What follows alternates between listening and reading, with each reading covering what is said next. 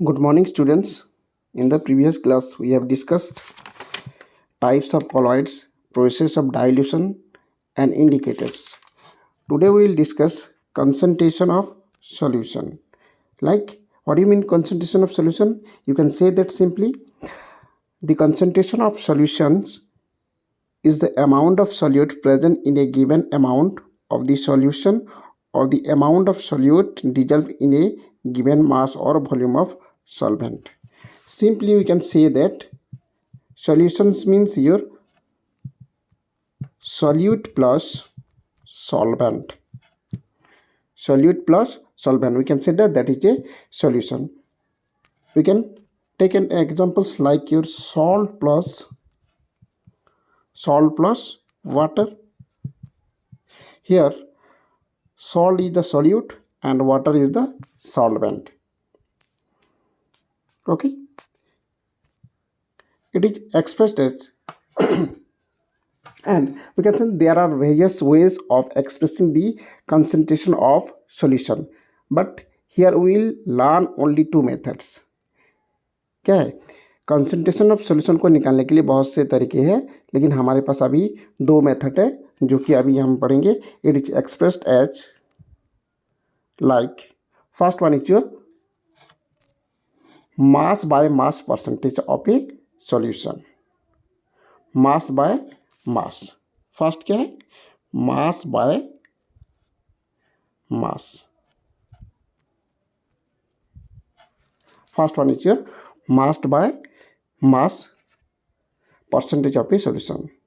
Here we can take mass of solute. Okay, the concentration can be expressed into two ways, that is your mass by mass percentage. First one is your, and we can calculate this by mass of solute divided by mass of solution into 100. Okay, and another one is your mass by volume percentage. Mass by volume percentage. In that case, mass of solute divided by volume of solution or volume of solvent into 100. यहाँ पे देखिए, ये जो है mass by volume percentage में यहाँ पे जो पहला वाला है, यहाँ पे जो दिया हुआ है mass of solute divided by volume of solution दिया है, तो वॉल्यूम ऑफ सॉल्यूशन की जगह हम लोग यहाँ पे ये भी लिख सकते हैं वॉल्यूम ऑफ सॉल्वेंट. क्योंकि अगर वॉल्यूम ऑफ सॉल्वेंट क्यों यहाँ पे लेंगे, देखिए अगर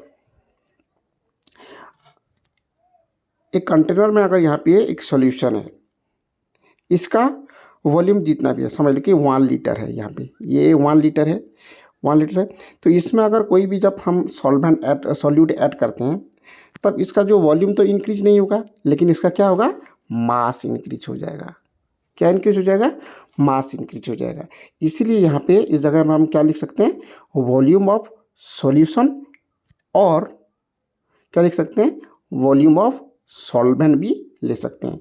सो मास बाय वॉल्यूम परसेंटेज क्या होगा, आप लिख सकते हैं mass of solute divided by volume of solution into 100 और mass of solute divided by volume of solvent into 100.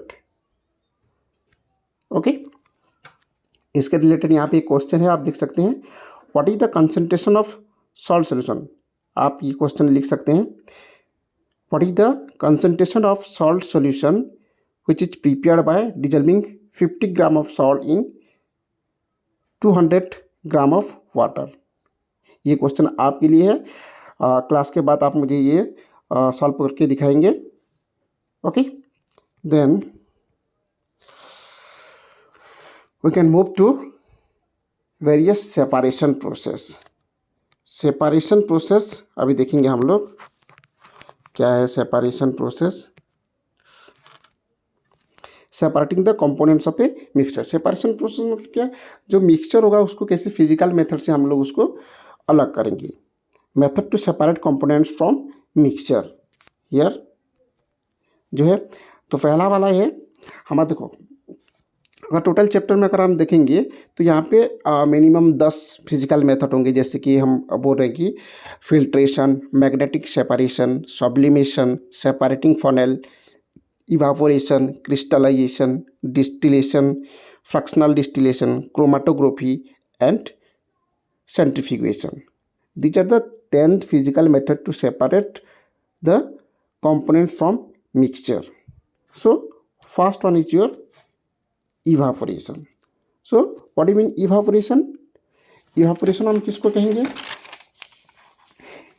For separating a mixture, a non-volatile and volatile substances. एक non volatile और एक वोलाटाइल सब्सटेंस को कैसे हम क्या करेंगे, अलग करेंगे बाय इवापोरेशन मेथड।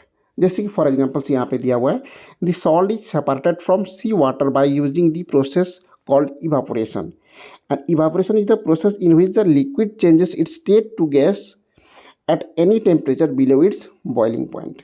ये हम लोग प्रीवियस क्लास में भी पढ़े हैं कि इवापोरेशन में क्या होता है, एनी टेम्परेचर में क्या होगा, ये इवापोरेट कर जाएगा।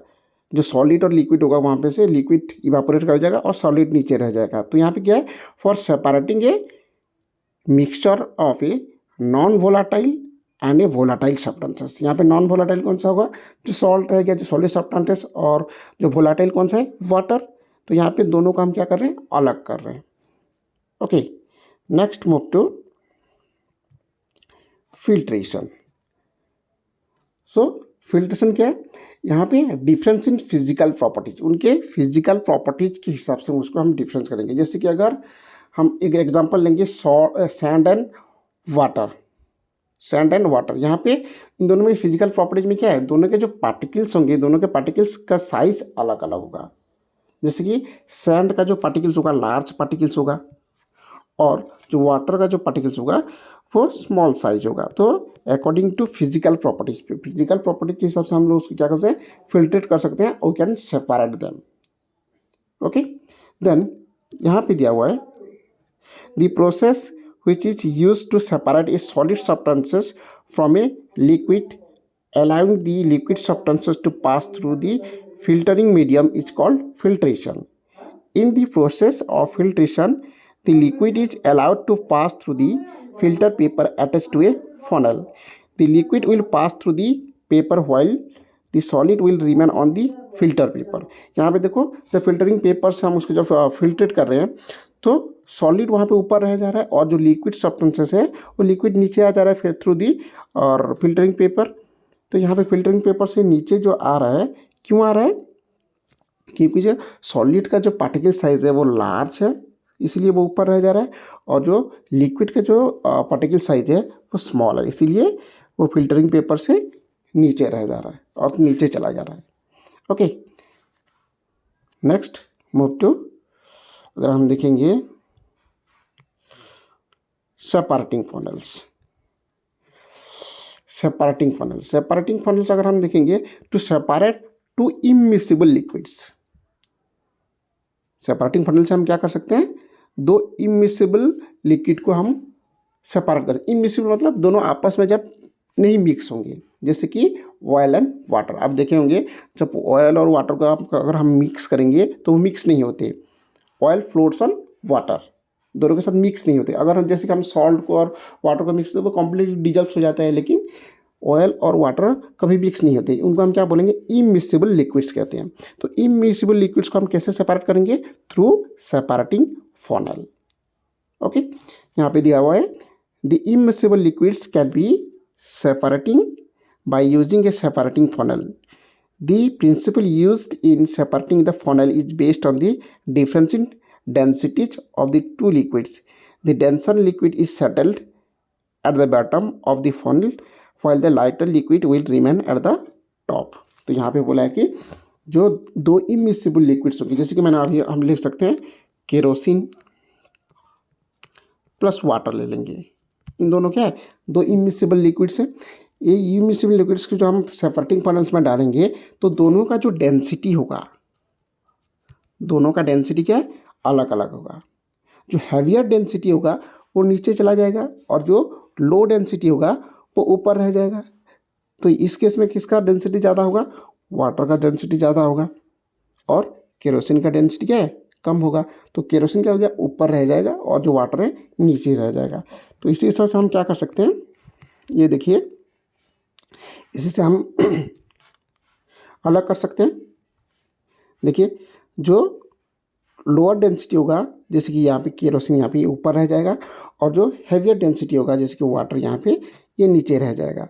तो इस प्लग को जब हम ऑन कर देंगे तो वाटर क्या हो जाएगा, नीचे चला आएगा यहाँ पे, और यहाँ तक ये आने तक इसको हम बंद कर देंगे तो ये बंद हो जाएगा। तो दोनों सब्सटेंसेस क्या हो जाएगा, अलग हो जाएगा। Is it clear?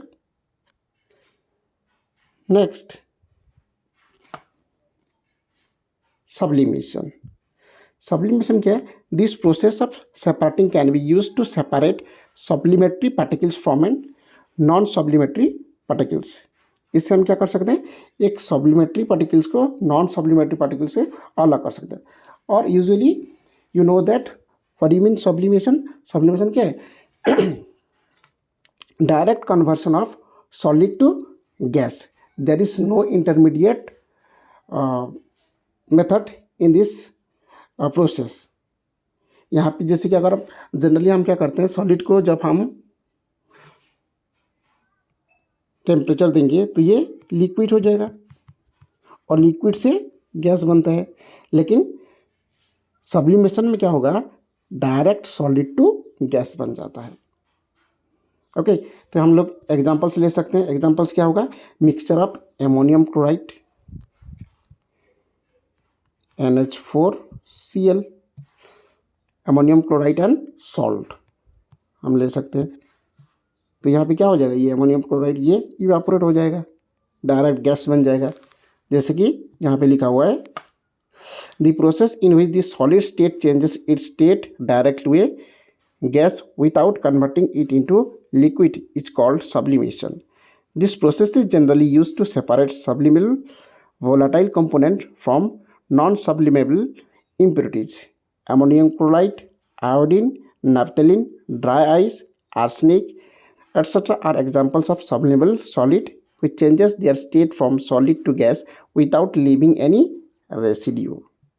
ओके, वो क्या हो जाता है, डायरेक्ट सॉलिड टू गैस में कन्वर्ट हो जाता है। Is it clear? Okay, next हमारे पास और क्या है, जैसे कि अगर हम देखेंगे और एक मेथड यहाँ पे नहीं दिया हुआ है, हम देख लेते हैं।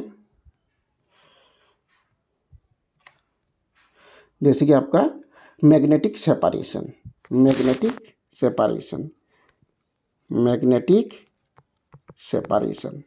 मैग्नेटिक सेपरेशन में क्या होगा, to separate magnetic particles from non magnetic particles. Okay, एक कुछ मैग्नेटिक पार्टिकल्स और नॉन मैग्नेटिक पार्टिकल्स अगर क्या हुआ है, मिक्स हुआ है, तो मैग्नेटिक सेपरेशन मेथड से हम दोनों को क्या कर सकते हैं, अलग कर सकते हैं। तो कैसे अलग करेंगे, जैसे कि अगर आपका जो मैग्नेटिक पार्टिकल्स होगा वो मैग्नेट से चिपक जाएगा और जो नॉन मैग्नेटिक पार्टिकल्स होगा वो नीचे रह जाएगा या अलग सा वहाँ पे रह जाएगा। तो इससे, इस मेथड से हमें फ़ायदा क्या हो सकता है, जो मिनरल्स वगैरह रहता है, मिनरल्स सेपरेशन में और ओड सेपरेशन में ये हेल्प करता है। जो मैग्नेटिक पार्टिकल्स होगा और जो मिनरल्स होंगे वो मैग्नेट से चिपक जाएंगे और जो नॉन मैग्नेटिक पार्टिकल्स होंगे वो नीचे गिर जाएंगे। Okay students, this is all for today, see you in the next class.